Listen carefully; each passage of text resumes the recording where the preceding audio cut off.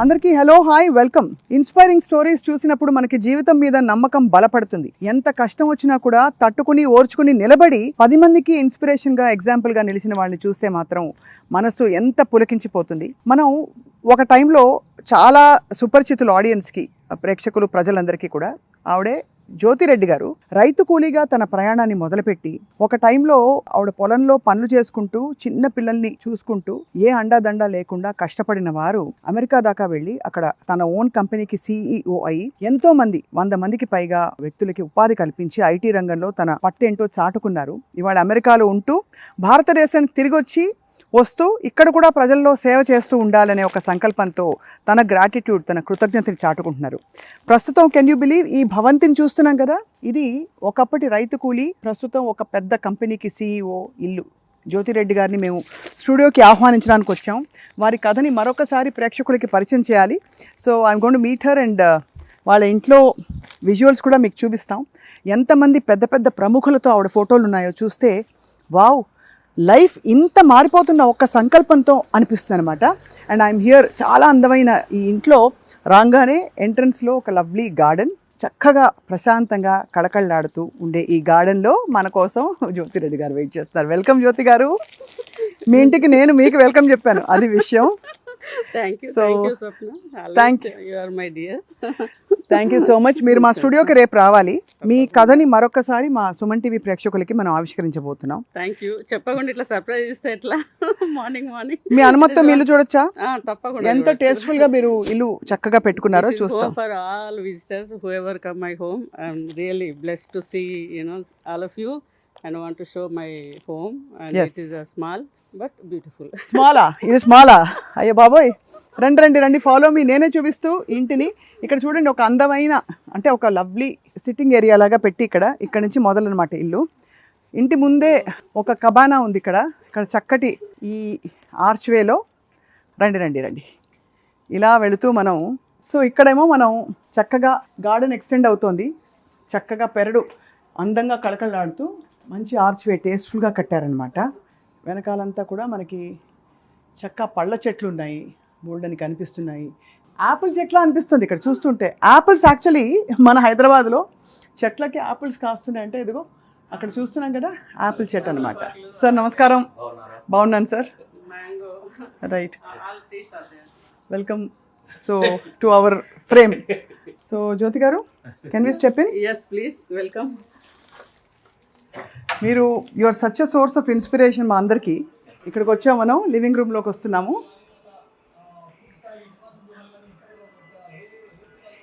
ఈ అవార్డ్స్ చూస్తేనే అర్థమైపోతుంది మనకి.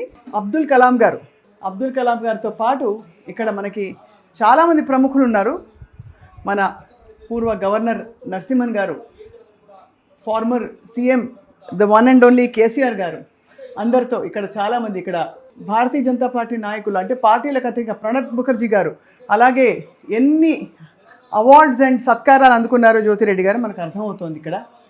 సో అది ఒక ఇన్స్పిరేషన్గా తయారవ్వాలంటే లైఫ్ సిచ్యువేషన్స్ని నెగిటివ్గా ఉండి వెనకుండిపోయి బాధలు పడిపోతూ ఉండే వ్యక్తులు ఒక కేటగిరీ.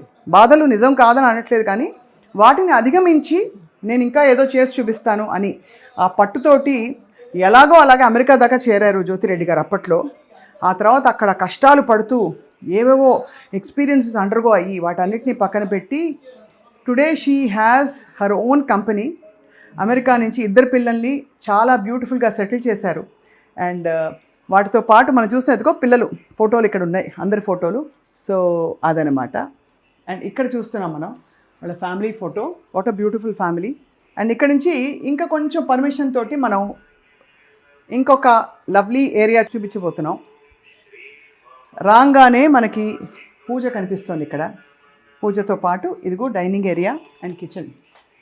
చాలా టేస్ట్ఫుల్గా చేశారు ఈ కిచెన్ అండ్ డైనింగ్ ఏరియా కూడా. మనకి ఓపెన్ స్పేసెస్ బాగా ఇప్పుడు కామన్ అయిపోయాయి. చూస్తున్నాం ఎక్కడ చూసినా కూడా మెమరీస్, జ్ఞాపకాల దొంతర్లు. వాటితో పాటు బ్యూటిఫుల్గా ఆవిడకి టైం టు టైం అందిన సత్కారాలు. కానీ ఇలాంటి ఒక లైఫ్ స్టోరీ విన్నామంటే మాత్రం ఎన్ని సత్కారాలు సరిపోవు అనిపిస్తుంది అనమాట. ఇన్ఫ్యాక్ట్ ఆవిడ స్టోరీని మరోసారి ఆవిష్కరించడానికే సుమన్ టీవీకి ఆహ్వానిద్దామని చెప్పి జ్యోతిరెడ్డి గారిని I'm here all the way. నేను చొచ్చుకొచ్చి దూసుకొచ్చేసాం అంతే. అది థ్యాంక్ యూ, సర్ప్రైజ్. సర్ప్రైజే అది. ఇక్కడ we have a beautiful living area చూస్తున్నాం.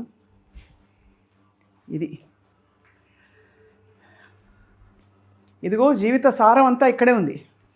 జీవిత సారం ఏమిటంటే ఇదిగో ఇది జీవిత సారం. మనకి పోరాటమే జీవితం అని ఎప్పుడు జ్యోతిరెడ్డి గారు అంటుంటారు. అయినా నేను ఆగిపోలేదు, అయినా నేను ఓడిపోలేదనే బుక్ కూడా రాశారు జ్యోతిరెడ్డి గారు. సో ఇప్పుడు లేటెస్ట్గా with all these beautiful memories and all her experience, వారు ఏం చేయబోతున్నారు, వాళ్ళ ప్రణాళికలు ఏంటి, అండ్ 10 మందికి ఏం మంచి మాటలు చెప్తారు. Let's talk to her. Jyothi garu, we invite you to our studio. తప్పకుండా మీరు రావాలి మా స్టూడియోలో. మళ్ళీ మీ ఎక్స్పీరియన్సెస్ లేటెస్ట్గా మీరు చేస్తున్న మంచి కార్యక్రమాలు మాతో పంచుకోవాలి. తప్పకుండా. Thank you my dear. Thank you for letting us into your house. అదనమాట.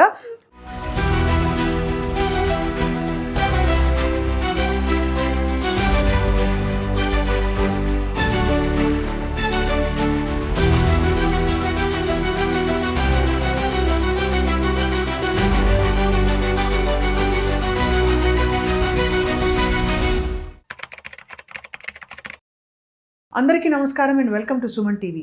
ఒక కథ చెప్తాను, వింటారా? ఎప్పుడో ఎన్నో ఏళ్ల క్రితం ఒక గ్రామంలో దాదాపు కూలి పని చేస్తున్న ఒక మహిళ 2 బిడ్డల్ని పెట్టుకుని చాలా కష్టపడి అసలు ఇల్లు ఎలా గడుస్తుందో తెలియని పరిస్థితి అనమాట. ఇంకా అక్కడ కష్టాల కడలి మనం చెప్పుకోవడానికి బోల్డ్ అని ఉంటాయి విషయాలు. అక్కడి నుంచి అకస్మాత్తుగా తన జీవితాన్ని తన చేతిలోకి తీసుకుని చదువుకుని అమెరికా దాకా వెళ్ళి ఏదో చిన్న కొట్లో ఉద్యోగం చేయడం అదేది కాదు. ఐటీ కోర్సెస్ చేసి అక్కడ ఒక ఐటీ సాఫ్ట్వేర్ రిక్రూట్మెంట్ ఫర్మ్ పెట్టి చాలా ప్రాజెక్ట్ టేకప్ చేసి ఇవాళ ఒక మల్టీ మిలియనియర్ అయ్యారు.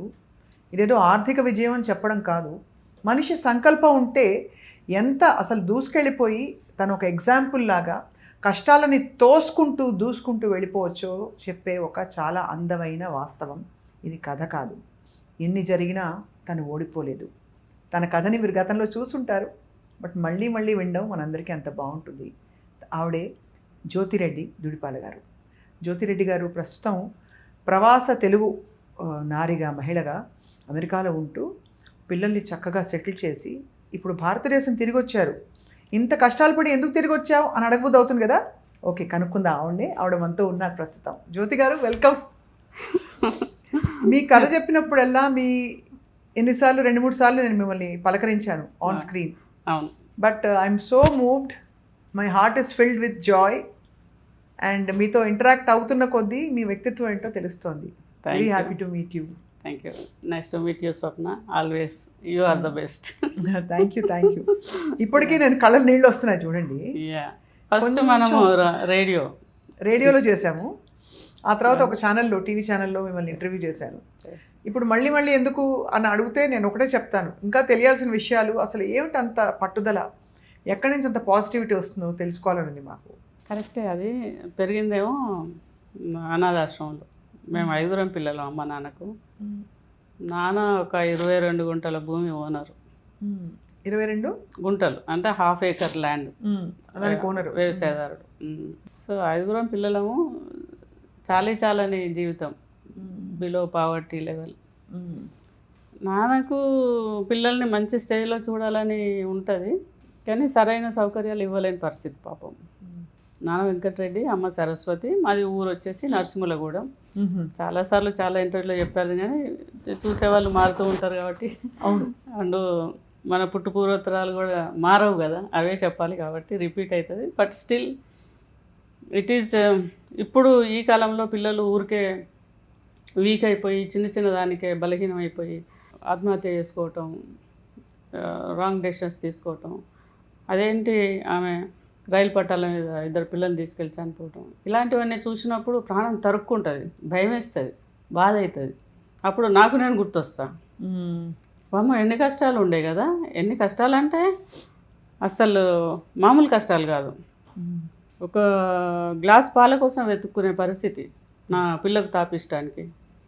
మరి స్కూల్లో ఉన్నప్పుడు, నేను హాస్టల్లో ఉన్నప్పుడు అందరికీ కలిపి 60 మంది పిల్లలు, మేము ఆడపిల్లలు ఉండే బాలసదనం హన్మకొండ రెడ్డి కాలనీలో. అది మా రెగ్యులర్ బాత్రూమ్ కూడా కాదు, మామూలు బాత్రూమ్స్ ఒకటో రెండో ఉండే, దానికే పెద్ద క్యూ ఉండేది, 2 గంటల లైన్లో నిలబడాలి. బావిలో నీళ్లు తోడుకోవాలి, నీళ్లు తోడుకోవడానికి రాదు నాకు, నా శక్తి సరిపోయేది కాదు.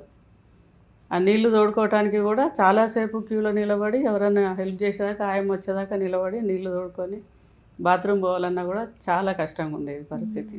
దొడ్డు రవ్వ ఉప్మా చేస్తే అప్పుడు గోధుమ రవ్వ ఉప్మా, అందులో పురుగులు రవ్వ తేడా తెలిసేది కాదు, ఏరుకొని అవి పడేసేసి ఆ ఉప్మా తినేటోళ్ళం. ఎట్లా అంటే ఇక తినకపోతే మళ్ళీ పొద్దున్న దాకా ఏం దొరకదు, 5 పైసలు కూడా ఉండవు. అప్పుడు 5 పైసలు పెడితే పుల్ల ఐస్ క్రీమ్ వస్తుంది, మరి 5 పైసలు కూడా ఉండేటివి కాదు. అంటే అమ్మ వాళ్ళు పెంచలేక మీరు అనాథాశ్రమం వెళ్ళిపోయారా లేక ఎట్లా? నాన్న యాక్చువల్గా అయితే బాగా చదివించాలని అటువంటిది ఉన్నా కూడా మాకు ఊర్లో 3rd క్లాస్ వరకే ఉండే, 4th 5th పక్కకు కుండపర్తి అనే విలేజ్కి పంపించాలి, నర్సింహలో కూడా ఉంచి నడుచుకుంటూ పోవాలి, మధ్యలో ఒక చెరువు వస్తుంది. సో మేమంతా నడిచి వెళ్ళి అంత చదువుకునేంత లేదు.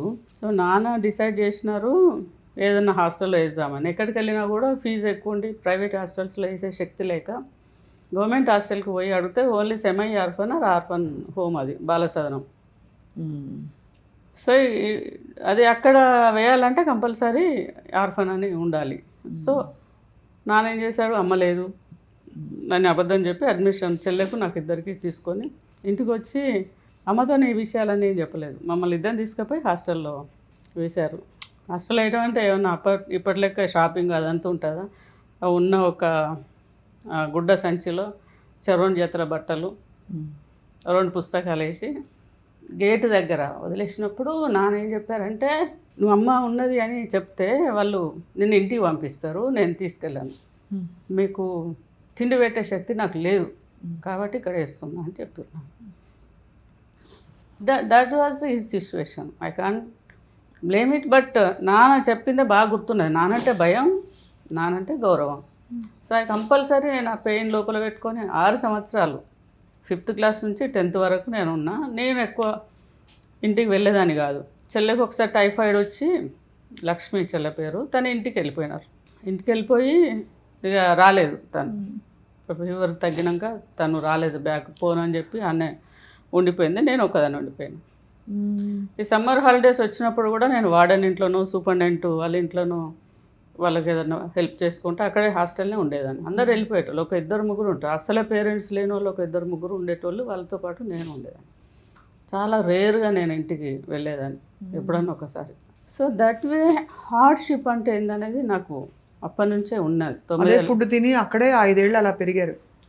అప్పుడు అమ్మ గుర్తొచ్చేదా బాగా? చాలా. ఇప్పుడు ఎప్పుడన్నా కష్టమైనప్పుడు హగ్ చేయటానికి ఎవరు ఉండరు కదా, మనల్ని ఎవరు దగ్గర తీసుకోరు. అండ్ ఏమనుకోకండి ఇది ప్రస్తావిస్తున్నానని, అదే టైంలో మీరు మెచ్యూర్ అయి ఉంటారు. నేను 9th క్లాస్లో ఉన్నప్పుడు నాకు మెచ్యూరిటీ వచ్చింది, తెలియదు అది మెచ్యూరిటీ అని. అక్కడ ఒక రావి చెట్టు ఉండే మా హాస్టల్లో, ఆ చెట్టు కింద కూర్చుంటే ఇసుకంతా తడిస్తే అప్పుడు గుర్తు. చెప్పేవాళ్ళు కూడా లేరు కదా? లేరు. మాకు వార్డెన్ ఉండే కానీ తను మధ్యాహ్నం తర్వాత ఇంటికి వెళ్ళిపోతారు, అక్కడ ఉండరు.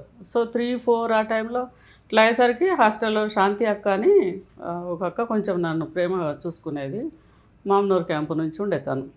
సో అక్కకు చెప్పిన నేను, అక్క నాకు ఇట్లా అవుతుంది అని అంటే, ఓ నువ్వు పెద్ద మనిషి అయినావు అని చెప్పి తీసుకెళ్ళి అది ఒక దగ్గర కూర్చోబెడతారు, అట్లా కార్యక్రమం అట్లా చేశారు. ఇక అక్కడ స్పెషల్ అంటూ ఏముండదు, ఇప్పుడు లెక్క అప్పుడు చికెన్ పెట్టుడు అట్లాంటివి కూడా లేదు, ప్రాపర్ ఫుడ్ ఉండదు, ప్రాపర్గా చెప్పులు ఉండవు కాళ్ళకు, స్కూల్ బ్యాగ్ ఉండదు. ఏదో గవర్నమెంట్ హాస్టల్ కదా, అప్పుడు ఇప్పటి లెక్క రూల్స్ మాట్లాడేటోళ్ళు అడిగేటోళ్ళు కూడా ఉండరు, ఏదో ఉన్న తిన్నామా పోయినామా. నాకు బాగా గుర్తు, నవంబర్ 14th రోజు నేరేళ్ళ వేణుమాధవ్ గారు ఒక చాక్లెట్ ఇచ్చేటోళ్ళు అక్కడికి వచ్చి. ఆ కుకీ కోసము 14th నవంబర్ ఎప్పుడు వస్తుందని ఎదురు చూసేటోళ్ళు. ఆ శోభ గారు తను ఇద్దరు వచ్చేటోళ్ళు. ఆ రోజు ఒక చిన్న బ్లాంకెట్ కప్పుకోవడానికి, వింటర్ కదా నవంబరు, ఆ బ్లాంకెట్ కోసం ఆ చాక్లెట్ కోసం ఎదురు చూసేటోళ్ళు అందరం. ఇప్పుడు మీరు ఎప్పుడు అక్కడి నుంచి విడుదలయ్యారు, హాస్టల్ నుంచి బయటికి ఎప్పుడు వచ్చారమ్మా? నేను 85 నా మ్యారేజ్ అయింది. 84 రాగానే పెళ్లి చేస్తారు? రాగానే. అప్పుడు కూడా మీది ఎంత వయసు ఉంటుంది? పిన్నపిల్లే? 16, 10th అయిపోగానే. సో నాకు 15 ఎండింగ్ ఉంటుంది, ఒక క్లాసు మిస్ చేసిన నేను, కాబట్టి 15కి అయిపోయింది. అప్పుడు నాన్న సర్టిఫికెట్ల డేట్ ఏదో మేనేజ్ చేసి ఎగ్జామ్ రాపిచ్చారు, ఇంటికి వచ్చినాం. అయితే నేను వత్సలాదేవి గారి దగ్గర మా సూపరింటెండెంట్ ఒక 110 రూపాయలు తన దగ్గర అప్పడుకొని నాకు బైపీసీ చదవాలని ఉండే. నేను అడ్మిషన్ తీసుకున్నా ఆంధ్ర బాలిక కాలేజు వరంగల్లో, అక్కడ నేను అడ్మిషన్ తీసుకున్నా గర్ల్స్ కాలేజీలో. నాన్నకు ఆ విషయం తెలిసి బాగా కోప్పడి, అట్లా కుదరదు, నువ్వు బైపీసీ చదువుకుంటే నేను డాక్టర్ని తీసుకొచ్చి నీకు ఎక్కడ పెళ్లి చేస్తా, నాకు డబ్బులు లేవు, నేను ఫీజులు కట్టలేను, కుదరదని చెప్పి ఊర్లోకి తీసుకెళ్ళి పక్క ఊర్లో తిమ్మాపూర్ అని ఒక ఊర్లో స్కూల్ ఉంటుంది, ప్రైవేట్ స్కూల్. ఆ ప్రైవేట్ స్కూల్లో 150 రూపాయలకు 140 రూపాయలకు అక్కడ ఉద్యోగులు పెట్టించారు. ఆడ చదువుకునేటప్పుడు ఈ సంబంధం వచ్చింది, పెళ్లి చేస్తారు. నా పెళ్లి చేశారు. దూర బంధువులు వాళ్ళ ఇంట్లో ఎవరో ఒక అబ్బాయి తప్పిపోతే వాళ్ళు వెతుక్కుంటూ అక్కడికి వచ్చి ఈడ సరస్వతి బిడ్డ అంటే బంధువులు, అమ్మకు అన్న కొడుకు, ఈయన పెద్దమ్మ కొడుకు. సో అక్కడికి రావటం వల్ల అప్పుడు చెల్లె నాకన్నా హైట్ ఉంటుంది, నాకన్నా కొంచెం హెల్దీగా ఉంటుంది తను. సో చెల్లెకి ముందు పెళ్లి చేద్దాం, నాకు వద్దు అని నేను చెప్పిన. వాళ్ళు వచ్చిన వాళ్ళు చెల్లెను చూశారు, నన్ను చూశారు. ఇంటికి పోయి పెద్దవని చేసుకుంటాం, చిన్న వద్దు అని అంటే నాన్న వెళ్ళి మాట్లాడి పెళ్ళి ఓకే చేసుకొని జేబులో 500 ఉంటే పెట్టి టవల్ కప్పి మా పిల్లని మీకు ఇస్తున్నామని చెప్పేసి వచ్చారు. వచ్చి అమ్మతో చెప్తుంటే నేను విన్నా. అమ్మ నాకు ఇప్పుడే పెళ్ళొద్దు, నేను చదువుకుంటానంటే అట్లా కుదరదు, నాన్న చెప్పినట్టు వినాలని. ఇక మా నాన్న కోపం వచ్చి అమ్మని తిడుతుండే, ఎదురు మాట్లాడతారా నాకు ఎదురు చెప్పేటోళ్ళ లైన్లో, మీకు తెలుసా నాకు తెలుసా అని చెప్పి. ఈ గొడవ అంతా ఎందుకు సపరేట్గా పెళ్లి చేసుకుంటే అయిపోతుంది. పెళ్ళి అయిపోయింది. ఇంపార్టెంట్ విషయం ఏంటంటే ఇమ్మీడియట్గా ఫస్ట్ మ్యారేజ్ డే వరకు ఒక అమ్మాయి, సెకండ్ మ్యారేజ్ డే వరకు ఇంకొక అమ్మాయి, అంతే. 17th year 18th year. Honestly చెప్పాలంటే ల్యాక్ ఆఫ్ నాలెడ్జ్. అంటే వరుసగా 2 పిల్లలు పుట్టేశారు. ఫస్ట్ మ్యారేజ్ డే ఒక పాప పుట్టేసింది, సెకండ్ మ్యారేజ్ డే లోపు మార్చి 3వ తారీఖు నాడు పెళ్ళి, మార్చి 4 నాడు పెద్ద అమ్మాయి, మార్చి 4 నాడు చిన్న అమ్మాయి, అంతే. మార్చే ఇద్దరు మార్చి సేమ్ డే అది కూడా. 2 పిల్లలు. ఏం చేయాలో తెలియదు, ఎట్లా చేయాలో తెలియదు. పెద్ద అమ్మాయి పుట్టినప్పుడు సంపాదించేవారు కాదా? వ్యవసాయమే అంతా వాళ్ళది, జాయింట్ ఫ్యామిలీ, బ్రోకెన్ ఫ్యామిలీ. మా మామయ్యకి ఇంకో వైఫ్, తను అక్కడే ఉండేవాళ్ళు, ఇక్కడికి వచ్చేటోళ్ళు కాదు. వీళ్ళు 4 పిల్లలు, ఇంకా వీళ్ళ సిస్టర్కు పెళ్లి కాకుండా ఇంట్లోనే ఉండే. వీళ్ళది కూడా అంత బ్రోకెన్ ఫ్యామిలీ, చిన్న ఫ్యామిలీ, పెద్దగా ల్యాండ్స్ అట్లా ఉన్నోళ్ళు కాదు. వ్యవసాయ కుటుంబం, వ్యవసాయం చేయాలి. సో అట్లా సరిపోవు కాదు డబ్బులు కాదు. ఇక పెళ్ళైనాక 6 నెలలకే నేను పొలానికి పోవాల్సి వచ్చింది, పని చేయాల్సి వచ్చింది. పని చేసుకుంటా ఈ ప్రెగ్నెంట్తో ఉన్నప్పుడు సమ్ హెల్త్ ఇష్యూస్ వచ్చినాయి.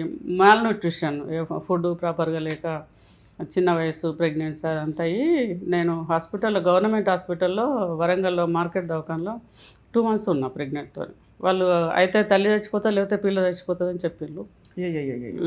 అట్లా బాగా కండిషన్ బాగాలేకుండే, హై బీపీ ఉండే, 230/120 100 అట్లా ఉండే. అది తగ్గేదాకా వాళ్ళు కంట్రోల్ చేసి ఓన్లీ రోజు పాలకూర, లేకపోతే కొంచెం రైస్, లేకపోతే కొంచెం గోధుమ ఉప్మా అట్లాంటివి ఇచ్చి ఆ హాస్పిటల్లో మొత్తం కంట్రోల్ అయినాక డెలివరీ చేసిళ్ళు. ఫార్చునేట్లీ పాప పుట్టింది, కానీ 3 days తను ఇంక్యుబేటర్లో పెట్టారు, ఎంజిఎంలో. And then she's okay. Like that life.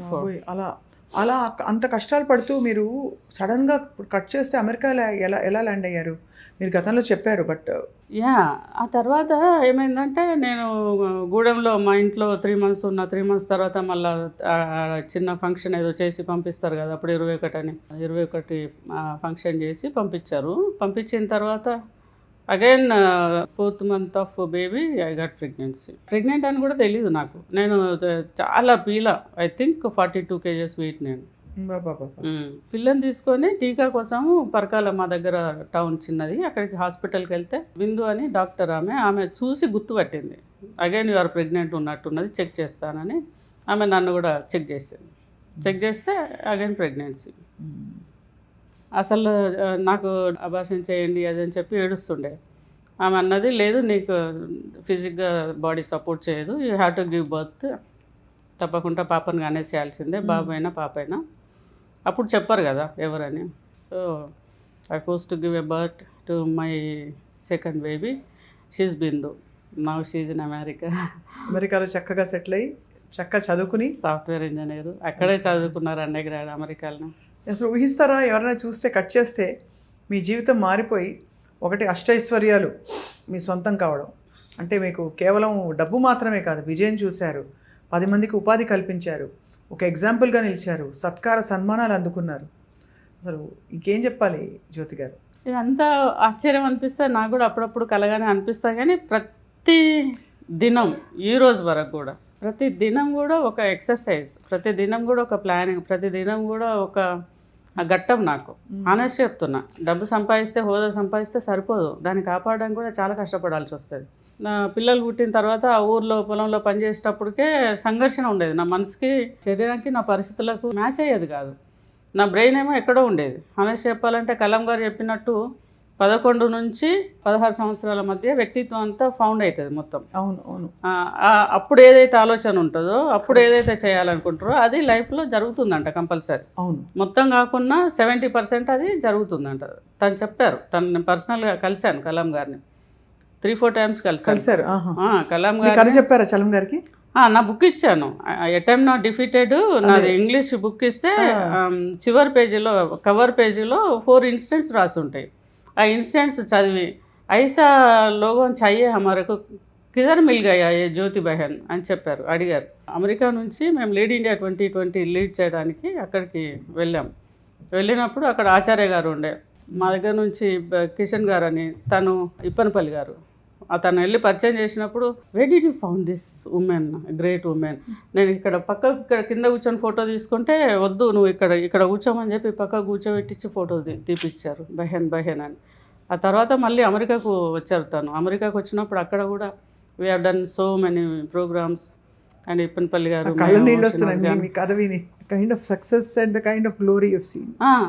I seen that. తనతో ఉన్నప్పుడు నాకు చాలా 18 to 35 years వాళ్ళను మీరు వర్క్ చేయాలి వాళ్ళ కోసం అని అంటే, అప్పటి వరకే నేను స్కూళ్ళల్లో వెళ్ళటము, ప్రోగ్రామ్స్ చేయటము.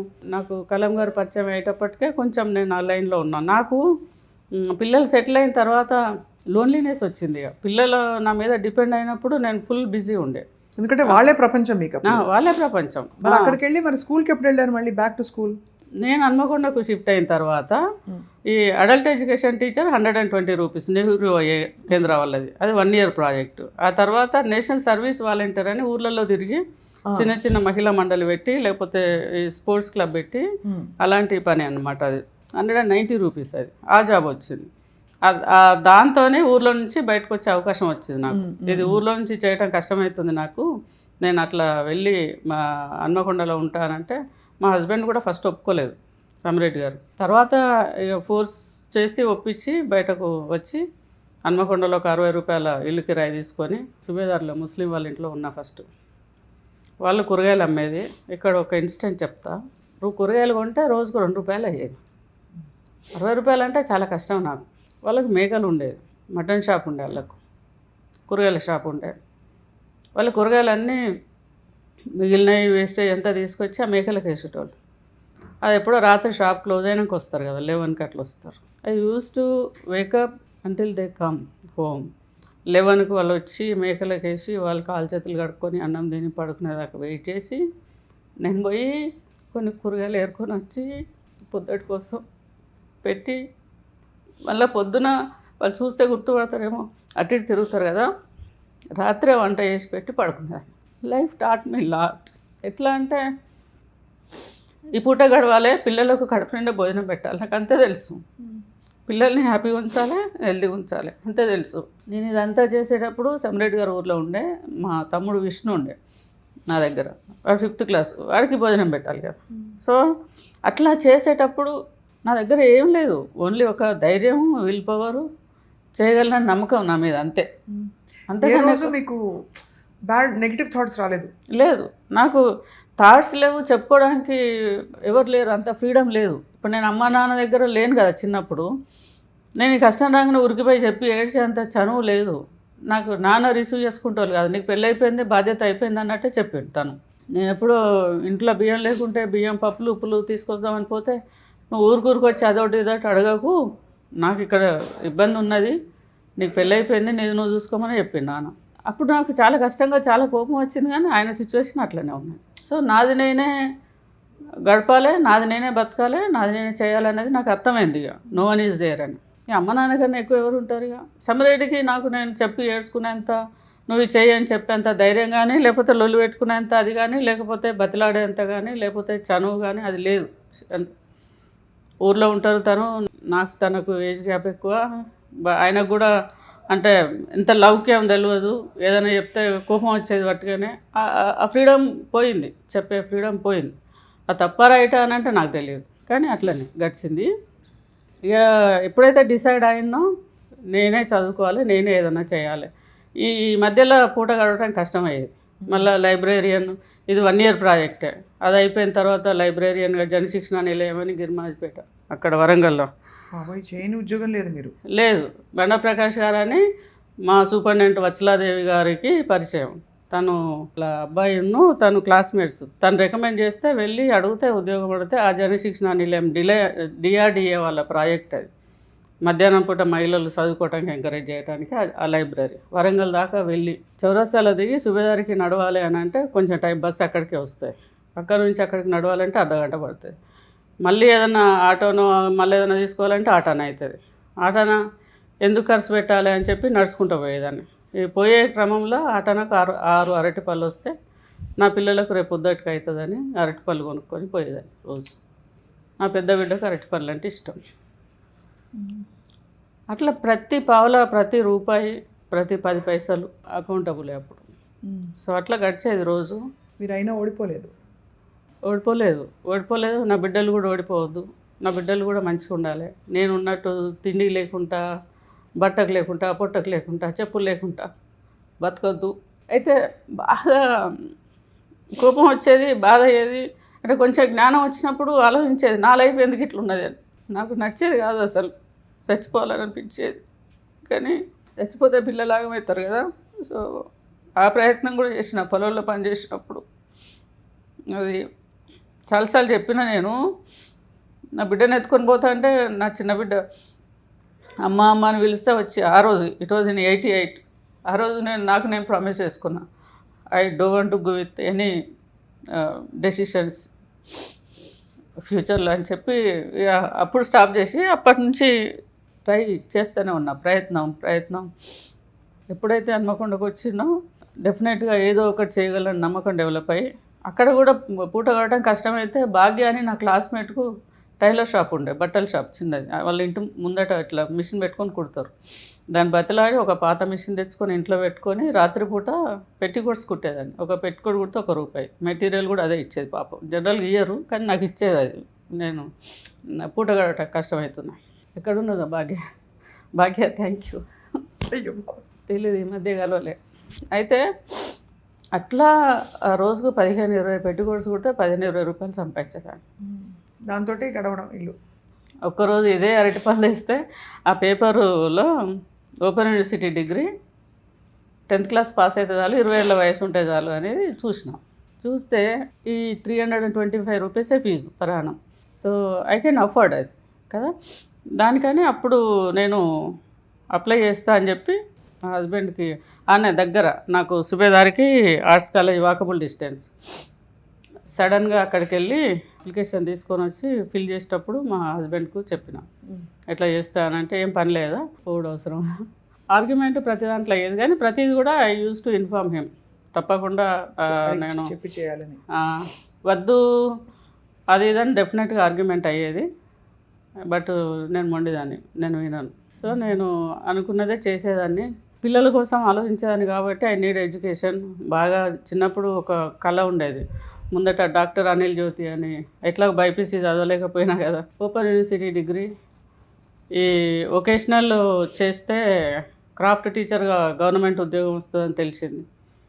వొకేషనల్ కోర్సు ఈ టైంలో కూడా ఈ చిన్న ఉద్యోగాలే సంపాదన, వేరే సంపాదన లేదు, వేరే సపోర్ట్ లేదు, వేరే వాళ్ళ అడ్వైజ్ లేదు.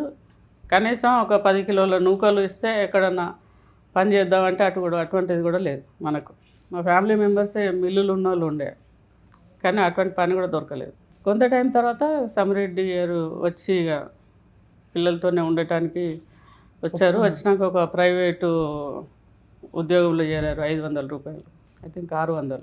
ఈ చదువుకునేటప్పుడు వొకేషనల్ తర్వాత గవర్నమెంట్ టీచర్కి అప్లై చేస్తే అప్పటికి అది క్లోజ్ అయింది. క్రాఫ్ట్ టీచర్ది క్లోజ్ అయిపోయిందని నాన్నగారు ఫ్రెండ్ ఆగయ్య గారు, తను కూడా లేరు, చనిపోయినారు పాపం. ఎదురుగా కోర్టు ఉన్నది, ఆడపోయి అప్లికేషన్ ఇస్తే వస్తుందేమో జాబ్ చూడండి అమ్మా అని అంటే, ఆ ఫార్మాట్ కూడా ఆయన దగ్గరనే అడుక్కొని పోయి అక్కడ ఇస్తే ఒక 6 months తర్వాత నాకు ఇంటికి ఆర్డర్ వచ్చింది, జాబ్ వచ్చింది, గవర్నమెంట్ జాబ్. ఇక టర్నింగ్ పాయింట్ అది లైఫ్లో. గవర్నమెంట్ జాబ్ వచ్చింది, అది 398 రూపీస్, నెక్కొండ దగ్గర ఎక్కడ అమీన్పేట. అక్కడికి వెళ్ళాము. 398 జాబ్ 19 months చేశాను. ఎవ్రీడే ట్రైన్లో వెళ్ళేదాన్ని ఎక్స్ట్రా ఇన్కమ్ కోసం. ఈ 398 సరిపోవు కదా, దానికోసం ట్రైన్లో శారీస్ అమ్మేదాన్ని.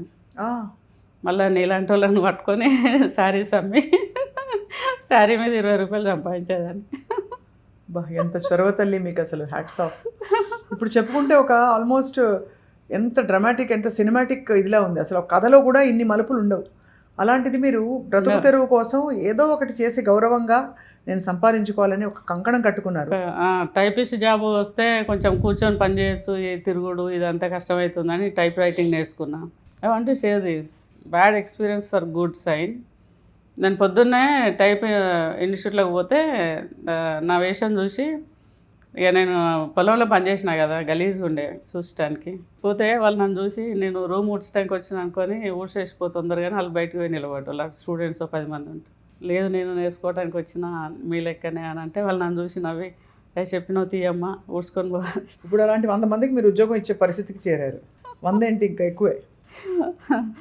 కానీ టైప్ రైటింగ్ నేర్చుకొని నేను కాకతీయ యూనివర్సిటీలో అప్లై చేసినా కానీ రాలే నాకు. అప్పుడు నన్ను అన్నారు, ఫార్వర్డ్ క్యాస్ట్ కాబట్టి లేదు, అవకాశం 2-3 ఉన్నాయి, అవి అయిపోయినాయి అని చెప్పి రాలేదు నాకు. కానీ ఈరోజు ప్రౌడ్ మూమెంట్ ఏంటంటే, కాకతీయ యూనివర్సిటీలో ఇంగ్లీష్ టెక్స్ట్ బుక్లో at I M not defeated lesson ఉన్నది 14 నుంచి. అద్భుతం చూడండి. అదే at I M not defeated lesson. ఎక్కడి నుంచి ఇదంతా? అఫ్ కోర్స్ మీ సంకల్ప బలం చాలా గట్టిది. మీరు ఎంత మీరు అంటే ఒక ఆడపిల్లకు ఉండవలసిన బాధలు, ఎమోషన్స్ అన్నీ ఉన్నాయి. ఇప్పుడు మీరు అమెరికా వెళ్ళడం అనే మలుపు, అఫ్ కోర్స్ కొంత నాకు ఇంకా గుర్తు, మీరు లాస్ట్ టైం చెప్పినప్పటిది. అక్కడికి వెళ్ళి ఎలాంటి కష్టాలు పడ్డారు, ఎలా ఎక్కడెక్కడ తలదాచుకున్నారు అని. బట్ ఆ పెద్ద సక్సెస్ మీరు ఎప్పుడు చూసారు అమెరికాలో ఫస్ట్?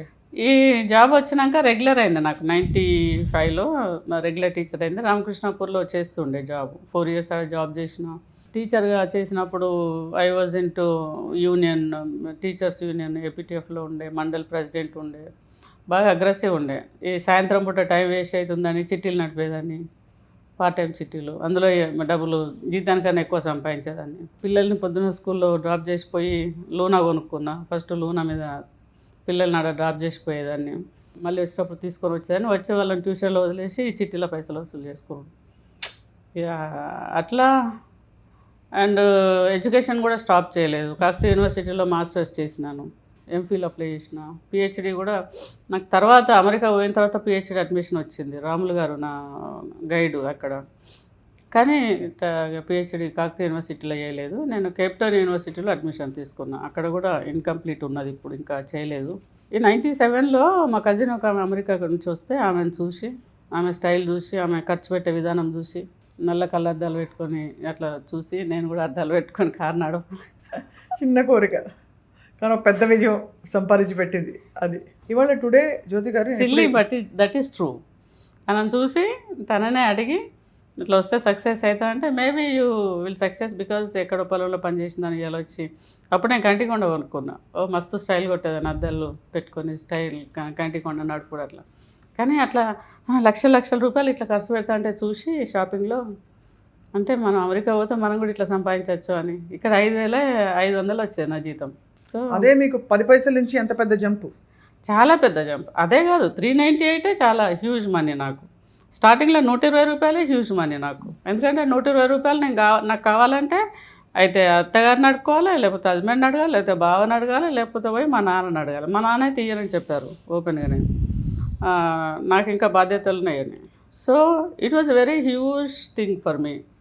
పెద్దగా అమ్ముకుందామనంటే మన దగ్గర బంగారం కూడా లేదు. సో జీరో, అసలు హోపే లేదు. అక్కడ మనకు అవకాశం లేదు, కొట్లాడటానికి కూడా అవకాశం లేదు. పాపం ఆయన కూడా ఏం చేయలేడు, నాకు తెలుసు. పొద్దంతా పని చేస్తే పొలంలో ఏదో 5-10 బస్తాలు పడితే అది వాళ్ళకు గడవటానికే సరిపోతుంది అంతే. ఇద్దరు లేరు, అమ్మ నాన్న చనిపోయినారు. ఆ నాన్న ముందు చనిపోయినారు, అమ్మ మొన్న 2021 చనిపోయినారు. అయితే అమెరికాలో మీరు చూసిన బిగ్గెస్ట్ మనీ ఎప్పుడు జరిగింది అది? అంటే ఇక్కడ నుంచి నేను ఫస్ట్ అమెరికాకు పోవాలని ఆలోచన వచ్చినప్పుడు దానికోసం మళ్ళీ సాఫ్ట్వేర్ కోర్సెస్ నేర్చుకొని ఇక్కడ మాస్టర్స్ అయిపోయింది కదా, సాఫ్ట్వేర్ పీజీడీసీ చేశాను. తర్వాత ఇక్కడ హైదరాబాద్లో హిమాయత్ నగర్ వచ్చి, హిమాయత్ నగర్లో విసిఎల్ కంప్యూటర్స్ అని ఉండే అప్పుడు, we are talking about year of 99-98.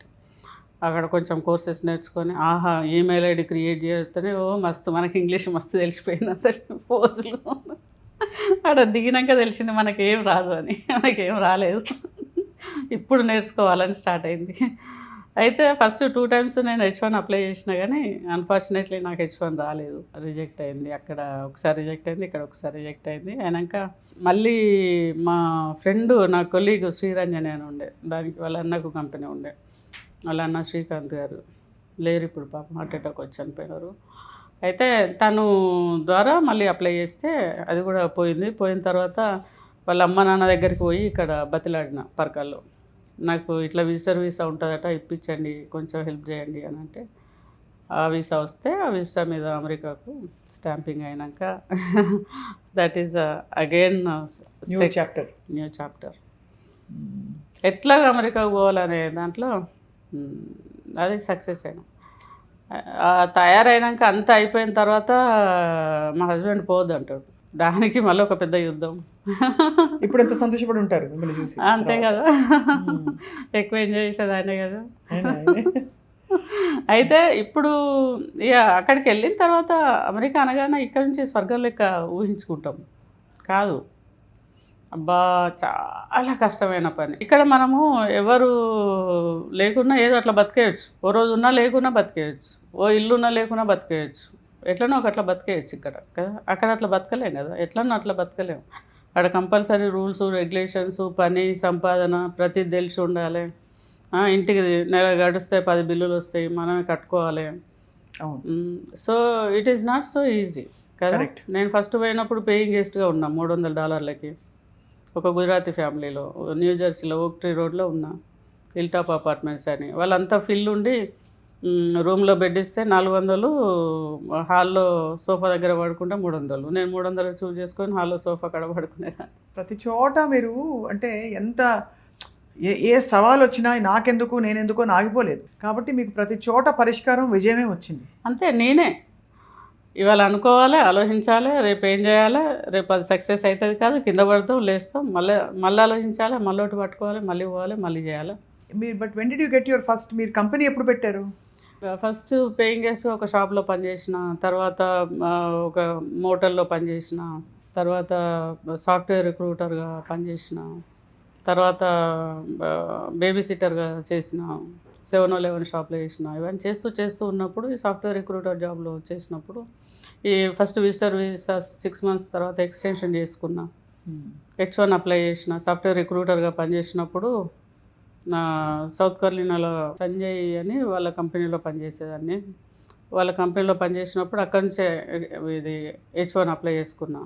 అక్కడ నుంచి వర్జీనియాలో ఇంకొక సాఫ్ట్వేర్ కంపెనీలో రిక్రూటర్గా పనిచేసిన. ఆడ బాగా నేర్చుకున్నా, స్టాఫ్ ఎక్కువ ఉండే. అప్పటికి మీకు H1 వచ్చేసింది. ఈ వర్జీనియాకి వచ్చిన తర్వాత H1 వచ్చింది అప్రూవల్. వచ్చినాక అన్నీ QA testing, Saturday Sunday QA testing నేర్చుకొని నా రెజ్యూమే నేనే మార్కెట్ చేసుకొని ఇంటర్వ్యూకి వెళ్ళిన. టెలిఫోనిక్ ఇంటర్వ్యూ పాస్ అయినా, నాకు జాబ్ వచ్చేసింది అనుకున్నా. రిక్రూటర్ జాబ్ వదిలేసిన. అడిగిపోతే టాస్క్ ఇచ్చి బోర్డు మీద చేయమంటే మనకేమొస్తుంది, ఏం రాదు, మాటలు తప్ప చేతలు రా. సాఫ్ట్వేర్లో నాలెడ్జ్, వర్క్ ఎక్స్పీరియన్స్ లేకపోతే వీ కాన్ డూ కదా. సో చేయలేకపోయినా నేను. సో రాలేదు జాబు. రాకుంటే బాగా కొంచెం డీల్ అవ్వడినా. ఆ నుంచి మళ్ళీ రిటర్న్ ఆ ప్లేస్కు పోవద్దు అవుతలేదు, డెన్వర్కి. అనే ఉన్న లోకల్లో ఉన్న కాంటాక్ట్స్, మార్కెటింగ్ జాబ్ కదా అంతకుముందు చేసింది.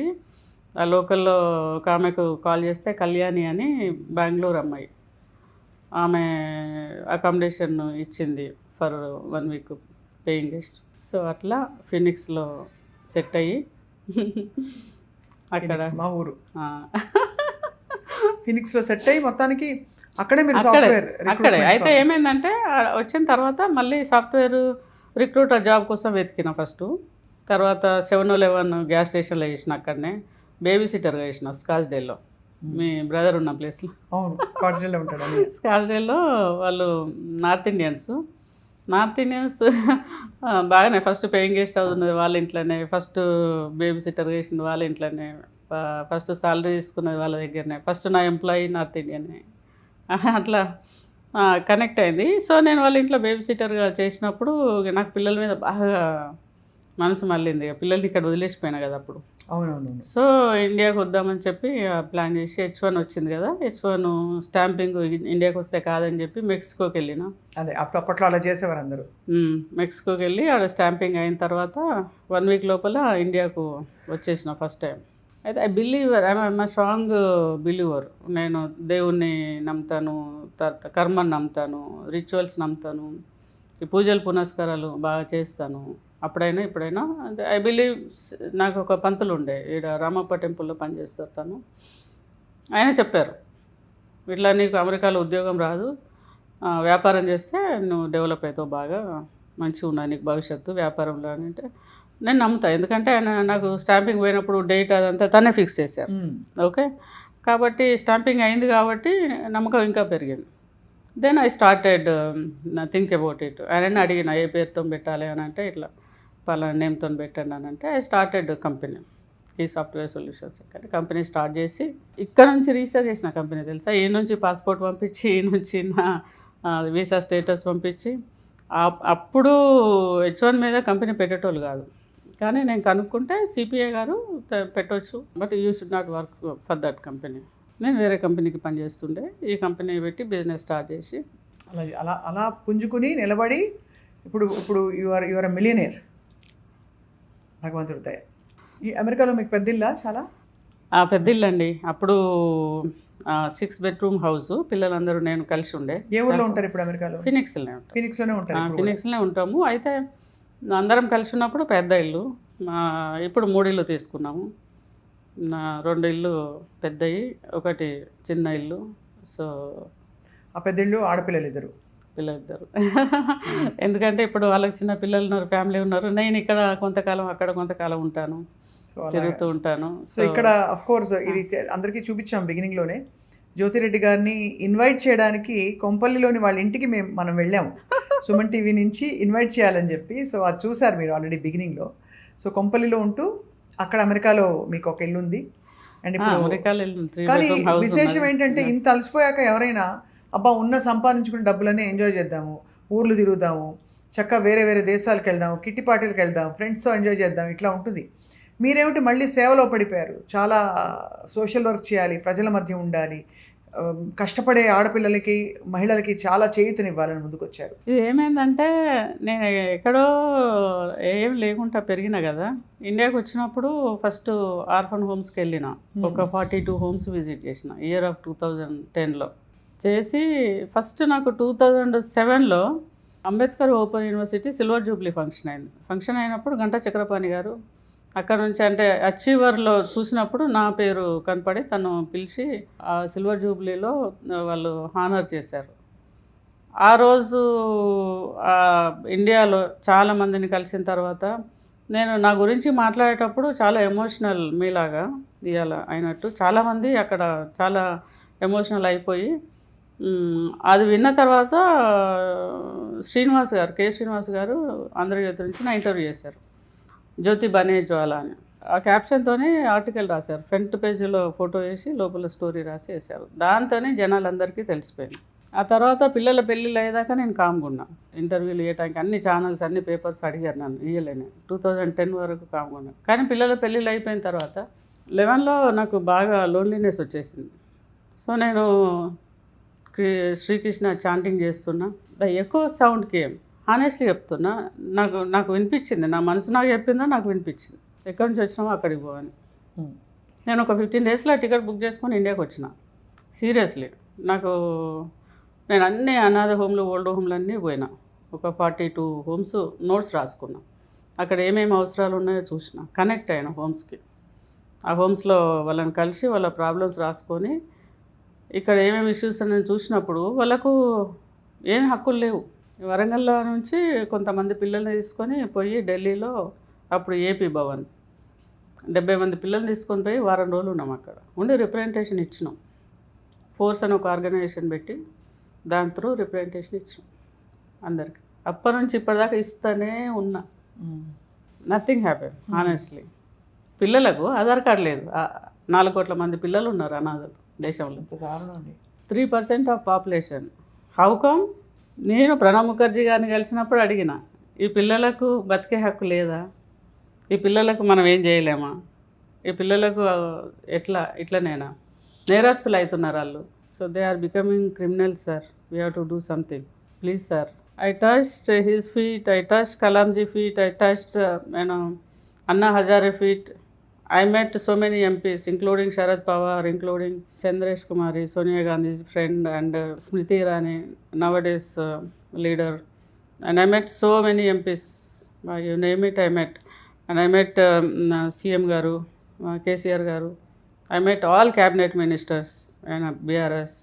And I met almost every minister. కానీ వీళ్ళకి ఆధార్ కార్డు లేవు. Then and now, no Aadhaar card, no health card, no Aadhaar card, no education support, no moral support, no ethical support, no homes, no food, nothing from the government. They are living in the mercy of private people, and all private hostels are there in Telangana and anywhere. I went so many states, even other states, even other countries. అక్కడ కూడా అలా లేదు అట్లా ఎక్కడ లేదు. రీసెంట్గా యూపీలో ఎక్కడో పార్షియల్గా ఆధార్ కార్డు కొన్ని ఎంక్వైరీ చేసి ఇస్తున్నారని తెలిసింది, కానీ నాకు అది కూడా దొరకలేదు. నేను రీసెంట్గా కలిసింది రాజమౌళి గారి ఫాదర్ని, విజయన్ ప్రసాద్ గారు. కలిసి సార్ ఇట్లున్నది పరిస్థితి అని చెప్పి నేను డాక్యుమెంటేషన్ అంతా చూపిస్తే తను వెంటనే పవన్ కళ్యాణ్ గారి పిఏకి కాల్ చేశారు. కాల్ చేసి ఇట్లున్నది పరిస్థితి, ఈ అమ్మాయి ఇట్లా అక్కడనే పెరిగింది కాబట్టి ఆమె ప్రాబ్లమ్స్ అని తెలుసు, అర్థమవుతుంది, సో అది చూడండి అని చెప్పారు. ఎంత మీరు ఎందుకు పట్టించుకోవాలి చెప్పండి? మీరు పడ్డ కష్టానికి మీరు మీ గురించి బాధపడుతూ ఉండిపోవచ్చు. నేను ఆ రోజు నాకు అలా అయింది ఇలా అయిందని. ఇప్పటికి కూడా మీరు ఎంత విజయం సాధించినా గాయాలను పక్కన తోసి మన అవసరం ఉన్న పిల్లలు ఎంతమంది ఉన్నారు, మన అవసరం ఉన్న వ్యక్తులు సమాజంలో ఎన్ని సమస్యలు ఉన్నాయని ఆలోచిస్తున్నారు కదా, అది హ్యాట్స్ ఆఫ్ అండి. నాకు ఇట్లనే చేయాలని అనిపిస్తుంది. అక్కడ 5 స్టార్ హోటల్లో పోయి బర్త్డే పార్టీ చేసుకుంటే ఓ $1000 $2000 ఖర్చు అవుతాయి. ఓకే, అందరూ క్లాప్స్ కొడతారు, కేక్ కట్ చేస్తారు, తినిపిస్తారు, కానీ అక్కడ ఆనందం రాదు నాకు. I feel happy. ఇక్కడ పిల్లలతోనే నేను కేక్ కట్ చేస్తాను. అదే హోమ్లోకి పోయి ఎక్కడెక్కడ పిల్లలు ఉంటే వాళ్ళని నేర్కొని వచ్చి అక్కడ వాళ్ళతో సెలబ్రేట్ చేసుకుంటాం. అక్కడ సంతోషం వస్తుంది. ఆ పిల్లలకు అమ్మ నాన్న తెలియదు కదా, వాళ్ళు కట్ చేయరు కదా, వాళ్ళకి తెలియదు కదా సెలబ్రేషన్. సో వాళ్ళతో ఉన్నప్పుడు సంతోషం వస్తుంది. అంటే సంతోషం అంటే చాలా రకాలు ఉంటుంది స్వప్న. కొందరు తింటే ఎంజాయ్ చేస్తారు, తాగుతూ ఎంజాయ్ చేస్తారు, తిరుగుతూ ఎంజాయ్ చేస్తారు. నాకు ఇదే సంతోషం. నాకు ఇంట్లోనే సంతోషం కనిపిస్తుంది. హానెస్ట్గా కనిపిస్తుంది. ఇప్పుడు హన్మకొండలో మల్లికాంబ మనోవికాస కేంద్రంలో మెంటల్లీ ఛాలెంజ్డ్ కిడ్స్ ఉన్నారు. అక్కడికి వెళ్తే పిల్లలు ఇట్లా హగ్ చేసుకుంటారు. వాళ్ళకి ఏం తెలియదు పాపం. మస్తు అనిపిస్తుంది తెలుసా. అంటే నేను మిస్ అయినా కదా హగ్, నాకు తెలుసు దాని వాల్యూ తెలుసు నాకు. I feel so good, so warm. ఇప్పుడు నేను మొన్న ఢిల్లీలో ఏదో పని మీద వెళ్ళినప్పుడు అక్కడ దిశ హోమ్కి వెళ్ళిన. నేను మీకు ఇస్తా వీడియోస్, ఫొటోస్. ఎట్లా పట్టుకుంటారంటే వాళ్ళు, they don't know anything, but still when ever I go they hug and they spend time, they laugh at me. నా స్పెట్స్ గుంజుకొని పెట్టుకుంటాడు. ఎంత హ్యాపీ అనిపిస్తుంది అంటే ఐ రియల్లీ ఫీల్ గుడ్. అంటే మనం డబ్బులు ఎంత ఖర్చు పెడతాను అనేది పక్కకు పెడితే వాళ్ళతో స్పెండ్ చేసే టైం నాకు చాలా ప్రీషియస్. చాలా ప్రెషియస్. అందులో మీ ప్రెషియస్ టైం కూడా వాళ్ళకి ఇస్తున్నారు, వాళ్ళ ప్రెషియస్ టైం మీకు ఇస్తున్నారు. తీసుకుంటాను వాళ్ళతో తింటా కూర్చొని. మా దగ్గర ఇప్పుడు టీటీఏ, మా తెలంగాణ అమెరికన్ తెలుగు అసోసియేషన్ వాళ్ళు సేవా డేస్లో డిసెంబర్లో ఇక్కడ ఉంటారు. మేము వాళ్ళను తీసుకెళ్ళినా, నేను అక్కడికి 2 times తీసుకెళ్ళినా. సో అక్కడ వాళ్ళకు ఇయరింగ్ మెషిన్స్ ఇవ్వటము, తర్వాత వాళ్ళకి అవసరం ఉన్నాయి కొనేటము. ఫినాన్షియల్గా కూడా సపోర్ట్ చేశారు మా వాళ్ళు. విజయపాల్ గారు, వంశీ, నవీను, చంద్ర, వీళ్ళు అక్కడికి వచ్చినప్పుడు ఎమోషనల్ అయిపోయి ఏడ్చి వాళ్ళతో ఆడి పాడి డాన్స్ చేసి మీకు విజువల్స్ చూపిస్తే you can believe. They given some sponsorship. ఇప్పుడు మీ లక్ష్యం ఏంటి జ్యోతి గారు? What is your ambition? మీరు ప్రజలతో ఉండాలని ఎప్పుడు నేను చూస్తూ ఉంటాను, ఆ తపన. ఇండియాలో ఆర్ఫన్ ఫ్రీ కంట్రీ కావాలంటే ఏం చేయాలంటే ఆర్ఫన్స్ని కంప్లీట్గా ఎరాడికేట్ చేయలేం నిమిషంలో, గంటల్లో, రోజుల్లో. ఇప్పుడు నారీ శక్తి అని, మహిళా శక్తి అని మోదీజీ చాలా చేస్తున్నారు కదా. అట్లనే అనాథ శక్తి అని ఎందుకు చేయకూడదు? ఎవరు లేని వాడికి నేనున్నానని వచ్చి ముందుకొచ్చే పరిస్థితిలో ఉండాలి. ఉండాలి కదా. అంటే ఇప్పుడు మరి వాళ్ళకు ఓటు హక్కు లేదని పట్టించుకుంటలేదా గవర్నమెంట్? ఎందుకు పట్టించుకుంటలేదు? ఇగో దీనికోసం ఫైట్ చేస్తా, అదేమన్నా కానీ, ఎంత అన్నా కానీ. ఎక్సలెంట్ అండి. అసలు అలాగే ఆదివాసులకి మీరు వాళ్ళకి చదువు కోసం అలాగే ఇక్కడ ఎంపవర్మెంట్ ఇది కూడా ఏమైందంటే లాస్ట్ సమ్ ఇయర్స్ నుంచి ఓపెన్ యూనివర్సిటీలో నాకు అది లైఫ్కి బ్రిడ్జ్ అదే కదా నా కెరియర్కి. ఓపెన్ యూనివర్సిటీ డిగ్రీ లేకపోతే ఇంత దూరం రాదు నా లైఫ్. అంతకుముందు 10th స్టాండర్డే కదా. ఏదైనా చేయాలని ఉండే. గంటా చక్రపాణి గారు మా గురువు, పుష్ప చక్రపాణి గారు ప్రొఫెసర్, తను కూడా అక్కడే పనిచేస్తారు. I was keep on asking from many years. రీసెంట్గా ఒకసారి వాళ్ళు సమత అని ఒక ప్రోగ్రామ్ కింద కొన్ని డిఫరెంట్ చేస్తున్నామని చెప్పారు. చెప్తే నేను యూఎస్ నుంచి వచ్చి వెళ్ళి యూనివర్సిటీలో 2-3 మీటింగ్స్ అయినాయి మాకు. అండర్స్టాండింగ్లో నాకు వాళ్ళు చెప్పింది ఏంటంటే ఆదివాసీలు తెలంగాణ నుంచి అన్ని ప్లేస్ల నుంచి ఇంతమంది ఉన్నారు, వాళ్ళకు మీరు సపోర్ట్ చేస్తామని అంటే బాగుంటుంది అంటే డెఫినెట్గా నాకు రూరల్ ఏరియాకు చేసుడే ఎక్కువ ఇష్టం. డెస్టిట్యూట్ ఉమెన్, తర్వాత ఆర్ఫన్స్, లేకపోతే సపోర్ట్ లేని వాళ్ళు, లేకపోతే ఫినాన్షియల్గా లేని వాళ్ళు, రూరల్ ఏరియా అంటే ఇక్కడ ఉన్న వాళ్ళకి కొంచెం అవేర్నెస్ ఉంటుంది కదా, వాళ్ళకి అసలే ఉండదు. వాళ్ళు వచ్చి చదువుకుంటే బాగుంటుందని ఆలోచించినప్పుడు and they gut very good admission. Last 1 year నుంచి ఎక్సైజ్ చేస్తున్నాం దీని మీద. So finally we got 377 students including transgenders. మొత్తం దగ్గర 400 అంటే 378 మంది 378 మంది ట్రాన్స్జెండర్లు ఆదివాసీల్లో చాలా మంది. ఎక్కడ కర్నూలు నుంచి, వరంగల్ నుంచి, రూరల్ ఏరియాస్, ఆదిలాబాద్ నుంచి, నిర్మల్ నుంచి, మహబూబ్నగర్ నుంచి, కార్నర్ ఏరియాస్ నుంచి వాళ్ళందరినీ ఐడెంటిఫై చేసి చదివిస్తున్నారు మీరు. స్టార్ట్ అయింది ఎడ్యుకేషన్, వాళ్ళు అడ్మిషన్ తీసుకున్నారు. ఇప్పుడు మొన్న ఇక్కడ ఒక ప్రోగ్రామ్ చేసాం 14th రోజు యూనివర్సిటీలో, ఓపెన్ యూనివర్సిటీలో. చక్రపాణి గంట గారు యూనివర్సిటీ నుంచి ఆర్గనైజ్ చేశారు. ఓపెన్ యూనివర్సిటీలో గవర్నర్ గారు వచ్చారు. ఫస్ట్ తను తెలంగాణకు వచ్చిన తర్వాత ప్రతాప్ శుక్ల గారు వచ్చారు. గవర్నర్ గారు వచ్చారు ఆ ప్రోగ్రామ్కి. పిల్లలంతా వచ్చారు. గవర్నర్ చేతుల మీదుగా చెక్కులు ఇప్పుడు ఫస్ట్ అయితే ఒక 2,000 వాళ్ళ ఎంపవర్మెంట్ అంటే వాళ్ళ అవసరాల కోసం ఇచ్చాం, చెక్కులు ఇష్యూ చేసినాము. ఎంత గొప్ప జీవితాన్ని 378 మందికి. సో స్టార్ట్ చేసినాము. 3 years రెస్పాన్సిబిలిటీ అది. సో డిగ్రీ ఎగ్జామ్ రాసినాక మళ్ళీ అంటే వాళ్ళు డ్రాప్ అవుట్ కాకుండా ఉండడానికి financial support. And mean while if they want to do any training they can do training and they enter in to the job. 10,000 20,000 వస్తాయి కదా, అవి సంపాదించుకుంటూ కంటిన్యూ చేయాలని. సో ఎక్కడ స్టాప్ కావద్దు, డ్రాప్ అవుట్ కాకుండా. ఈ 3 years ఫస్ట్ జనరేషన్ వీళ్ళు చదువుకునేటోళ్ళు. ఇప్పటి వరకు వాళ్ళ ఇంట్లో డిగ్రీ చదివిన వాళ్ళు లేరు. సో దేవుని దయ వల్ల ఈ అవకాశం దొరికింది కాబట్టి. ఎంత గొప్ప జీవితాన్ని మీరు మలుచుకున్నారు. ఎంత కష్టపడినా కూడా ఓడిపోలేదు, ఓడిపోకూడదని చెప్పి ఒక ఎగ్జాంపుల్గా నిలిచారు జ్యోతి గారు మీరు. అయినా నేను ఓడిపోలేదని ఎంఎస్కో పబ్లిషర్స్ వాళ్ళు బుక్ పబ్లిష్ చేశారు. వల్లీశ్వర్ గారు ఎడిట్ చేశారు, నేను రాసిన. చాలా ఇన్సిడెంట్స్ ఇప్పుడు మీకు చెప్పని చాలా ఉంటాయి. చెప్పేంత అవకాశం ఉన్నాయి. కొన్ని ఇన్సిడెంట్స్ చెప్తే చదివి చాలామంది ఇన్స్పైర్ అయ్యి, కాకపోతే యూనివర్సిటీలో చదివేటోళ్ళైనా, పాలిటెక్నిక్లో లెసన్ ఉన్నది అది చదివేటోళ్ళైనా, డిప్లొమా కోర్సెస్లో ఉన్నది అది చదివేటోళ్ళైనా, ఈ బుక్ చదివేటోళ్ళైనా డెఫినెట్గా పర్సనల్గా అయితే కరేజియస్గా తయారవుతున్నారు. అది నాకు బ్లెస్సింగ్. చాలామంది birthday gift, marriage day gift, ఈ ఎమోషనల్గా ఏమైనా ఇష్యూస్ ఉన్నప్పుడు కూడా చాలామంది పోలీస్ ఆఫీసర్స్ చెప్పారు, మా దగ్గర పెట్టుకొని వాళ్ళు వచ్చినప్పుడు ఇష్యూస్తో వస్తారు కదా, వాళ్ళ దగ్గరికి వచ్చినప్పుడు ఈ బుక్ ఇస్తాం చదువుకొని మళ్ళీ రమ్మని చెప్పి. నాకు అదే మాట కమలాసన్ రెడ్డి గారు చెప్పారు. అదే మాట మా దగ్గర నుంచి డిఎస్పి గారు, మా వరంగల్ డిఎస్పి గారు చెప్పారు, కాళీదాస్ గారు, సిఐ గారు చెప్పారు, అదే మాట ఏసీపీ గారు చెప్పారు, అదే మాట సిపి గారు చెప్పారు. సజ్జనార్ గారి దగ్గరికి పోతే కూడా గుర్తుపట్టిల్లు జ్యోతిరెడ్డి అని. అంటే my journey is an example for courage.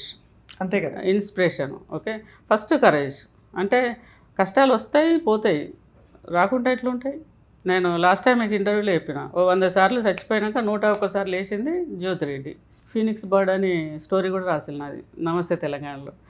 ఫినిక్స్లో ఉన్న కాబట్టి ఫినిక్స్ బర్డ్ అని అంటే 7 times ఇంకోటి అది అది పడి లేస్తుంది కదా పైకి, యాషెస్ నుంచి మళ్ళీ అక్కడిక్కడ కూడా కాదు, నిప్పులో నుంచి మళ్ళీ పుడుతుంది కదా. సో అదే జ్యోతిరెడ్డి గారు, జ్వాలగా మారింది జ్యోతి, అసలు అది కూడా అద్భుతం కదా. తను ఎట్లా రాశారు క్రియ శ్రీనివాస్ గారు, ఎంత బ్లెస్డ్ అంటే మీరు పడిన కష్టాలన్నిటికీ అక్కడ చిన్న బుజ్జి పిల్ల హార్ఫనేజ్లో ఉండే ఆ బుజ్జి పిల్లని ఎత్తుకుని వచ్చేయాలని ఉంది నాకు ఆ జ్యోతిని. అలా చూస్తే ప్రతి స్టేజ్లో మిమ్మల్ని వచ్చి ఇలా హత్తుకుని తీసుకొచ్చుకుని మిమ్మల్ని చూసుకోవాలని అంత ప్రేమ కలుగుతోంది మీ మీద జ్యోతి గారు. నాకే కాదు, చూసే ప్రేక్షకులందరికీ. మీ లాస్ట్ టైం మిమ్మల్ని ఇంటర్వ్యూ చేసినప్పుడు ఎంతమంది ప్రముఖులు ఫోన్ చేసి నాతో మాట్లాడారు, మంత్రులు వాళ్ళు, ఏమని మీ కథ చూసి ఇన్స్పైర్ అయ్యి, అంటే తెలిసినా కూడా అంత వివరంగా తెలిసినప్పుడే తెలుస్తుంది అసలు ఏం ఎందుకంటే జీవితాల్లో నుండి ఎన్ని జరిగిపోతాయి, అందులో మీకు అసాధారణ పరిస్థితులు జరిగితే దాన్ని మీరు ఇంకొక మలుపు తిప్పుకుని అసలు ఎవరు ఊహించని అసాధారణ పరిస్థితులుగా మలుచుకున్నారు. చాలా అండి. ఎక్కడ అయినా కూడా అక్కడే తప్పకుండా ఇంటర్వ్యూ చేసినప్పుడల్లా ఇంకొక పెద్ద ఛానల్ వచ్చి చేయటం. ఇప్పుడు తమిళ్లో ఉన్నది బుక్, ఇప్పుడు కన్నడలో ఉన్నది, ఇంగ్లీష్లో ఉన్నది, వేరే లాంగ్వేజెస్లో కూడా చాలా ట్రాన్స్లేట్ అవుతుంది. ఇప్పుడు హిందీలో, గుజరాతీలో అవుతుంది, ట్రాన్స్లేట్ అవుతుంది. It is like a different journey. It is like everyday ఒక లెసన్, ఎవ్రీడే ఒక ఛాలెంజ్, ఎవ్రీడే ఒక థింగ్. తప్పకుండా చాలాసార్లు బెండ్ అయ్యే పరిస్థితులు, చాలాసార్లు భయపడే పరిస్థితులు, చాలాసార్లు చచ్చిపోయే పరిస్థితులు, చాలాసార్లు ఇబ్బంది పడతాం, ఆన్సర్ దొరకదు, ముడుచుకొని పడుకొని లేవకుండా ఉంటాం, భయం వేస్తుంది, తెలీదు ఏం చేయాలో తెలీదు, ప్రెషర్ ఉంటుంది. సమాజం తట్టుకోవాలంటే చాలా కావాలి, నాట్ ఈజీ. పైసలు ఉంటే సరిపోదు, చాలా విల్ పవర్ ఉండాలి, ధైర్యం ఉండాలి. ఒక స్త్రీ నెట్టుకు రావాలంటే so much we need. Hats off to you అండి, అసలు hats off hats off hats off మీకు శతకోటి నమస్కారం. Not easy. అది ఎట్లా అంటే ఎవ్రీడే ఛాలెంజ్. అంటే చాలీగా అని ఇంట్లో పడుకుంటే ఏమి ఉండదు ఇబ్బంది. నేను అట్లా కాదు కాబట్టి జడ్జ్ చేస్తూ ఉంటారు, ఇష్టం ఉన్నట్టు ఇబ్బంది పెడతారు. కానీ లక్ పార్ట్ ఏంటంటే నా విషయం వస్తే డిస్కరేజ్ అవ్వాలి చేయలేదు నన్ను సొసైటీలో. చిన్నప్పటి నుంచి చిన్న స్టేజ్ నుంచి కూడా నేను వత్సలాదేవి గారి దగ్గర, సూపరింటెండెంట్ దగ్గర ఉన్న తర్వాత చిన్న చిన్న ఉద్యోగాలు చేసిన, చిన్న ఇబ్బందులు అయినాయి. ఫైనాన్షియల్గా లేము కాబట్టి ఇన్సల్ట్ చేస్తారు, ఇజ్జత్ తీస్తారు, దీని ముఖం దీంతో ఏమవుతుంది అంటారు, అటు పోగానే బూతులు తిడతారు, ముందట మంచిగా మాట్లాడతారు. ఇవన్నీ తెలిసినా కూడా తెలియనట్టు నటించాల్సి వస్తుంది. మళ్ళీ తెల్లారి వాంతోనే పని ఉంటుంది కదా. కరెక్ట్. వాడు తిడతాడు గలీజ్గా, తెల్లారి నా కర్మగాలి అక్కడికి మళ్ళీ వెళ్ళాల్సి వస్తుంది. But still okay until I'm done that. I can do it. I acted like I did not know anything. I acted like I know everything. Same person. అంతమందికి, చాలామంది ఆడవాళ్ళకి పరిస్థితి ఉంటుంది. అయ్యో అందరికీ అండి, అది ఇదైతే కామన్ సమస్య, చాలా మందికి ఉంటుంది. పాపం పిల్లలు ఎట్లా తట్టుకుంటారో అనిపిస్తుంది నాకు. మీ పిల్లలు అదృష్టవంతులు. ఇట్లాంటి ఒక వీర వనిత, ఒక వీర మహిళ, మనకి సాధికారతకి పరాకాష్ట మీరు జ్యోతిరెడ్డి గారు. మా పిల్లలు నాతో పాటు కష్టపడ్డారండి. పాపం నేను ఇక్కడ లేనప్పుడు 2 ఏళ్ళు హాస్టల్లో ఉన్నారు, శ్రీ చైతన్యలో ఇంటర్మీడియట్ చదువుకున్నారు. ఇంటర్ తర్వాత ఇంజనీరింగ్లో PRRMలో జాయిన్ చేసినా కానీ మళ్ళీ 19 years లోపల నాతో పాటు గ్రీన్ కార్డ్ వాళ్ళకు కూడా రావాలని అంటే they have to be there in America. So before that I have to pull them. So నేను తీసుకెళ్ళి అక్కడ అండర్ గ్రాడ్ చదివించిన. అండర్ గ్రాడ్ చదువుకునేటప్పుడు కూడా పాపం ఇక్కడ తెలుగు మీడియం చదువుకున్నారు. వాడు ఇంగ్లీష్ కోపప్ చేసుకోవాలంటే మామూలు విషయం కాదు, చాలా హార్డ్ వర్క్ చేసారు వాళ్ళు. కానీ 22 సంవత్సరాలకే పెళ్ళిళ్ళు చేసి ఇద్దరికి, 22కి జాబులు చేసి దే సెటిల్ దెమ్ సెల్ఫ్. వాళ్ళ చేతులు అలా నెత్తలో ఇద్దరు భారతీయులేనా? భారతీయులే. కరీంనగర్ ఒక అబ్బాయి డాక్టరు, ఇక్కడ హ్యాబిట్స్ నుంచి ఒక అబ్బాయి SAP manager. And both are technically very high profiles. మా అల్లుళ్ళు నా కొడుకులు లెక్కనే. ఇక మీ ఇంటికి మీరే మహారాణి. ఎట్లా అంటే అస్సలు ఇప్పటి వరకు ఇన్ని సంవత్సరాలు అయినా కూడా ఒక్క చిన్న పొరపచ్చా నా ఈయంపురాలతో కానీ, ఫ్యామిలీలతో కానీ, నా అల్లుళ్ళతో కానీ అందరూ మంచిగా ప్రేమగా ఉంటారు. నా బిడ్డలు, నేనేమంత కనబడంత యంగ్ కాదు, నాకు 4 గ్రాండ్ చిల్డ్రన్. ఎవరికి తెలియదు, ఇంకా నాకు ఆ చిన్నపిల్ల కనిపిస్తుంది. నాకు ఒక మనవడు, 3 మనవరాళ్ళు. అందరూ యువర్ ఎ బ్లెస్డ్ సోల్ జ్యోతి గారు. పిల్లలంతా కూడా చాలా ప్రేమగా ఉంటారు. అందరూ మమ్మీ అని పిలుస్తారు. నాకు నా పిల్లలు గుర్తొస్తే మీకు కొత్త అధ్యాయం మొదలైంది జ్యోతి గారు. మీ సమాజానికి మీ సేవలు, మీ స్ఫూర్తి అవసరం. ఇది మీ అవసరం కాదు. మీ జీవితం మీకు సపోర్ట్ ఇవ్వాల్సింది ఇచ్చేసింది. మీరు నిలబడ్డారు. మీరు అసలు మామూలుగా నిలబడలేదు, రాజ్యం చేస్తూ నిలబడ్డారు. కాలేజీలలో పోయి నేను కలిసిన అండి పిల్లల్ని, కలుస్తూనే ఉంటా ఇప్పుడు కూడా. నేను పోలీస్ డిపార్ట్మెంట్ని అడ్రస్ చేశాను, అడ్వకేట్స్ని అడ్రస్ చేశాను, అగ్రికల్చర్ పీపుల్ని అడ్రస్ చేశాను, నర్సులను అడ్రస్ చేశాను. స్టూడెంట్ దాదాపు 16,50,000 మంది స్టూడెంట్, అంటే రికార్డు ఉంటుంది నా దగ్గర. నాకు అప్పటి నుంచి ఇప్పటిదాకా 15 ఏళ్ళ నుంచి ఒక్కలే చూస్తారు రికార్డ్స్. ఆల్మోస్ట్ 16 లక్షల మంది ప్లస్ చిల్డ్రన్ని రీచ్ అయినా నేను. సో డెఫినెట్గా నా మాటలు విన్నవాళ్ళు ఇంటర్వ్యూస్లో కానీ డైరెక్ట్ ఫేస్ టు ఫేస్ కానీ ఒక 10%, ఒక 5% డెఫినెట్గా మోటివేట్ అయ్యి నిర్ణయాలు మార్చుకున్న వాళ్ళే ఉన్నారండి. హానెస్ట్గా 100% ఉంటారు. మిమ్మల్ని చూసి అసలు కష్టాలు అనుకున్న వాళ్ళందరూ వెనక అడుగు వేయాలి. చెప్తారు నాకు, మీ వల్ల ఇది జరిగింది, మీ వల్ల ఇది జరిగింది, మీ ఇంటర్వ్యూ విన్నాక ఇది జరిగింది. ఎక్కడ నేను ఫంక్షన్కి పోయినా ఒక్కరిద్దరని వచ్చి మీ గురించి చదివామండి, మీరు తెలుసండి మాకు అని చెప్తారు. మేము చాలా లాస్ట్ టైం ఇంకా మీరు కొత్తగా తెలుసుకున్నాం ఇవాళ మిమ్మల్ని. ఎందుకంటే ఎన్ని విషయాలు, కొత్త విషయాలు చెప్పారంటే ఇవాళ Jyoti garu. Your a blessed soul. తప్పకుండా మీరు పబ్లిక్ సర్వీస్లోకి రావాలని మా కోరిక. మీరు తప్పకుండా మరి రాజ్యాధికారం మీకు ఇంట్రెస్ట్ ఉందో లేదో తెలియదు, కానీ I'm sure something for you. నా క్లాస్మేట్స్ వీళ్ళందరూ వావ్. ఇందాకనే వాళ్ళంతా ఒక దగ్గర ఉన్నారు, వాళ్ళు ఎంజాయ్ చేస్తా అంటే నేను మీ దగ్గరికి వచ్చిన. ఇందాక ఒక 1 అవర్ ఎక్స్ట్రా అడిగినా కదా, 1 to 2, ఇగో వీళ్ళ దగ్గరికి వెళ్ళాను. హాస్పిటల్ నుంచి అక్కడికి వెళ్ళి. So it is a blessing for me that మీలాంటి వాళ్ళు పిలిచి ఇంకా కొంచెం మందికి తెలియజేయటం అనేది, ఈ అవకాశం ఇవ్వటం అనేది, it is not so easy, not so simple, and thanks to media all the time you are with me. And ప్రత్యేకంగా నువ్వు ఇంటర్వ్యూ చేస్తే భలే అనిపిస్తుంది నాకు. అసలు ఇంటర్వ్యూ లెక్క ఉండదు కదా, యూఆర్ షేరింగ్, ఫ్రెండ్తో మాట్లాడినట్టే ఉంటుంది. You're sharing my pain. నాకు కూడా మళ్ళీ బ్రష్ అప్ అవుతుంది.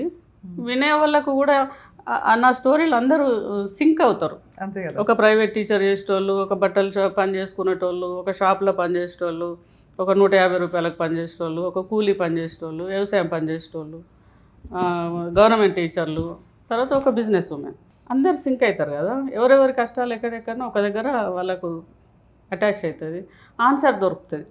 మన స్టోరీలో, మన ఇంటర్వ్యూలో వాళ్ళకి ఆన్సర్ దొరుకుతుంది. అది చాలా నాకు సంతోషం అనిపిస్తుంది. అండ్ షేరింగ్ ఒక్కొక్కసారి నచ్చదు, ఏం చెప్తాము ఊకే కష్టాలు అని అనిపిస్తుంది. కానీ కష్టం చెప్పకపోతే ఓన్లీ నేను బెంజ్ కార్ నడుపుతాను అమెరికాలో ఇవ్వాలంటే ఎవరికి ఇష్టం చెప్పు? ఉన్నది నాకు బెంజ్ కార్, అయితే వాళ్ళకేమొస్తుంది? నాకు ఇల్లు ఉన్నది, వాళ్ళకేమొస్తుంది? నాకు షాపులు ఉన్నాయి, వాళ్ళకేమొస్తుంది? కాదు కదా. నాకు ఏం లేనప్పుడు ఏం చేసినా అనేదే చెప్పాలి. అందుకే నేను అమెరికా లగ్జరీ లైఫ్ గురించి మాట్లాడడం పెద్దగా నాకు ఇష్టం ఉండదు.